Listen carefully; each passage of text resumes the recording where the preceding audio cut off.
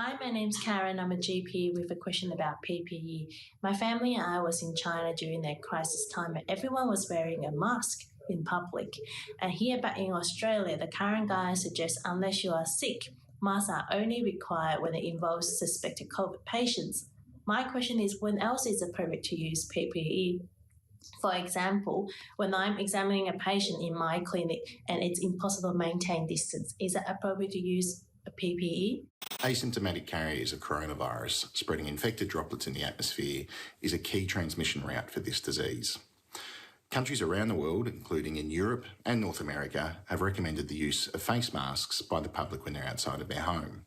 Is it time for the Australian authorities to update our public health advice to include the use of homemade face masks to prevent asymptomatic spread? Vyom Sharma. Well, what a question, and it really is the topic of discussion amongst healthcare workers and patients. I think we have to draw a little bit of a distinction here. Let's talk specifically about healthcare workers. Masks, especially surgical and even N95 masks, are absolutely critical, not just to the safety of healthcare workers, but to protect the community. It's correctly been said, we are major drivers of transmission back to the community if we get infected. And I do not think that current guidelines and protocols reflect the best evidence in terms of the amount of protection that healthcare workers need.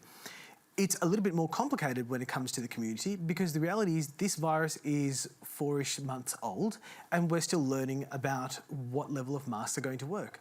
Now, true that the CDC is now recommending cloth masks, but the reality is... This is in the United States, the CDC? Mm. Correct, yeah. In the United States, where there's a bit of a different situation going on, where they're suspecting millions of people are going to be infected very soon. The challenge here is that we are trying to formalise the evidence. The WHO is revisiting its guidelines. And for now, the blunt answer is we can't exactly be sure. Cloth masks that people are using, if everyone were to use them absolutely perfectly and not touch the mask on the outside and wash them very well, if the majority of the population used it, perhaps there would be some small benefit. But what people need to understand is that the most important mask is the one that's going to end up on the faces of healthcare workers and patients. That's what's at greatest benefit for society. And what we don't want is a run on N95 and surgical masks occurring, so our frontline workers are left empty. Lucy, do you worry that if the WHO changes its guidelines, everyone starts wearing masks or wanting them, that's actually going to impact the availability of this sort of equipment for frontline workers? Yes, Hamish, I guess that is something that's on our minds all the time. There's absolutely no doubt that protective gear is vital for the delivery of safe care to patients with COVID disease, and it would make this an even greater tragedy if healthcare workers in Australia were to get sick, were to get very sick from COVID infection that they'd caught from patients that they were caring for.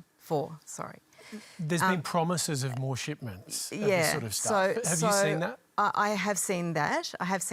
I think in the public hospital system, I'm reassured by the fact that a lot of people have been working very hard to shore up an appropriate supply of protective gear for healthcare workers. And I guess the tricky thing is that the longer this goes on, the harder that is, that task is. I would point out, though, that there are needs for protective gear in lots of different facets of healthcare provision in Australia. So there's public hospitals, which is where, at the moment, the bulk of the care of patients with COVID infections is occurring. But there's a lot of private practitioners out there delivering healthcare, like the GP that rang in with their video question, and a lot of specialist physicians working in private practice in small businesses, essentially, around Australia. And their access to protective gear is a little bit less secure. I think they have they haven't got the same bargaining power or purchasing power that hospitals or health departments have. And I think that's another challenge for us. We've got a question on that. Could I say something, please, Hamish? Well, I just want to take this next question because it specifically speaks to that. This is from Chris Thomas in Frankston, Victoria. I'm a healthcare worker and already we're short of hand sanitiser and personal protective wear. What is the government going to do to remedy this? Because it's quite frightening for healthcare workers so early in this pandemic.